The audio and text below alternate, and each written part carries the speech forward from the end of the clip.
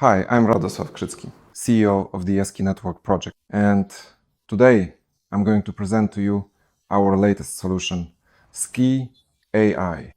Our world is surrounded by more than 20 billion IoT devices. We can find IoT devices in elevators, locks, cars, and various sharing platforms that provide scooters, cars, or electric vehicles. What is Skey AI? It is a bridge between IoT devices and the blockchain services of the SkeyAI network ecosystem. Our AI agent enables fast and dynamic installation of our project's blockchain software on IoT devices without any barriers. In short, we connect IoT devices with blockchain services.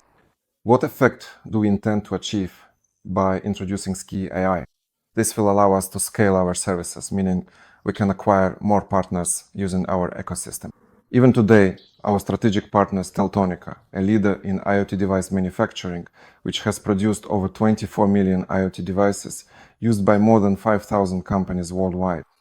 Our software is available on over 1 million IoT devices, meaning we can install the entire SkeyNetwork ecosystem of services on over 1 million IoT devices.